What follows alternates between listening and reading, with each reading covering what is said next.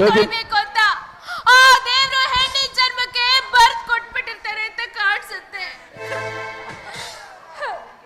ಈ ಜಗತ್ತಲ್ಲಿ ತಂದೆ ತಾಯಿ ಪ್ರೀತಿ ಅಂತೂ ನನಗ್ ಸಿಗ್ಲಿಲ್ಲ. ಮನೆಗೆ ಆಧಾರ ಸ್ತಂಭ ಆಗಿರೋ ನಮ್ಮ ಅಣ್ಣ ನನ್ನ ಬಾಯಿ ಬಂದಾಗೆಲ್ಲ ಮಾತಾಡಿ ಕತ್ತಿಡ್ದು ಆಚೆ ಹೋಗ್ತಾ. ಈಗ ನಾನು ಎಲ್ಗೆ ಅಂತ ಹೋಗ್ಲಿ, ಏನು ಅಂತ ಮಾಡ್ಲಿ? ನಮ್ಮ ಅಪ್ಪ ವಿಲ್ಲಲ್ಲಿ ಕೆಟ್ಟೋಗಿರೋ ರಬ್ಬರ್ ಫ್ಯಾಕ್ಟ್ರಿ ನನ್ನ ಹೆಸರಿಗೆ ಬರ್ದಿದ್ದಾರೆ. ಆದ್ರೆ ಅದನ್ನ ತಗೊಂಡು ನನಗೆ ಏನ್ ಮಾಡಕ್ಕಾಗುತ್ತೆ? ನನ್ನ ವಿದ್ಯಾಭ್ಯಾಸದ ಕಡೆಗೆ ಗಮನ ಹರಿಸ್ಲಾ ಅಥವಾ ಫ್ಯಾಕ್ಟ್ರಿ ನೋಡ್ಕೊಳ್ಳ? ಅಯ್ಯೋ ಪರಮಾತ್ಮ, ಎಂತ ಈ ಕಠಿಣ ಪರಿಸ್ಥಿತಿಗೆ ನನ್ನ ತಂದಿಟ್ಬಿಟ್ಟೆ ಅಪ್ಪ, ತಂದಿಟ್ಬಿಟ್ಟೆ.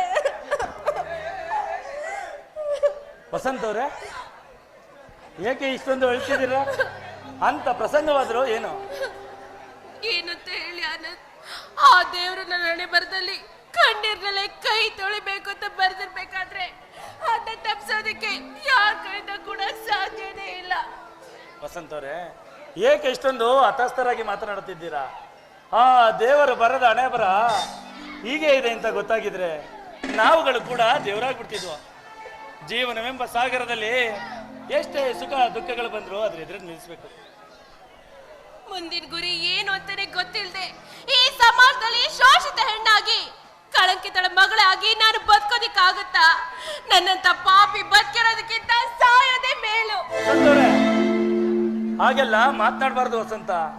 ಆ ದೇವರು ಕೊಟ್ಟ ಈ ಜೀವನವನ್ನ ನಿರೂಪಿಸ್ಕೋಬೇಕು, ವಿನಾಶಕ್ಕೆ ನಾಂದಿ ಆಡಬಾರ್ದು. ನಾವಿಬ್ಬರು ಒಂದೇ ದೋಣಿಯ ಪಯಣಿಗರು.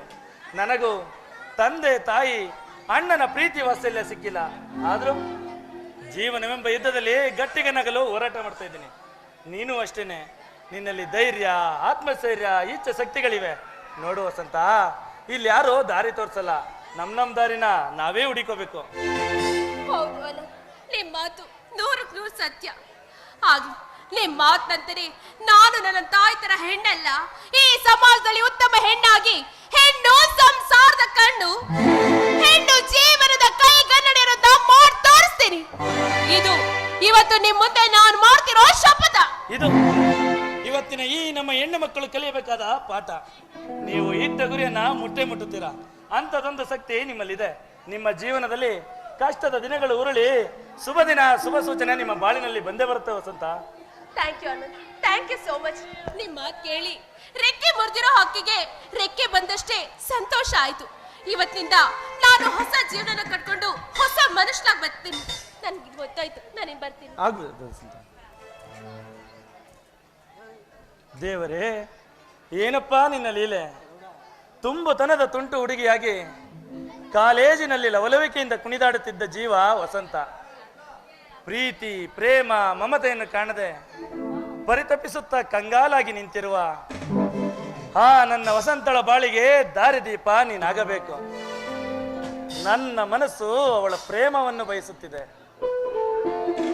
ನನ್ನ ಹೃದಯದಲ್ಲೊಂದು ಚಿಕ್ಕ ಗುಡಿಯನ್ನು ಕಟ್ಟಿ ನನ್ನ ಜೀವನ ಉದ್ದಕ್ಕೂ ಜೊತೆಯಾಗಿ ಬಾಳಬೇಕೆಂದೆನಿಸುತ್ತಿದೆ. ನನ್ನ ಅನುರಾಗದ ದೇವತೆ, ಈ ಹೃದಯ ಎಂದೆಂದಿಗೂ ನಿನ್ನ ಪ್ರೀತಿಗಾಗಿ ಮೀಸಲು.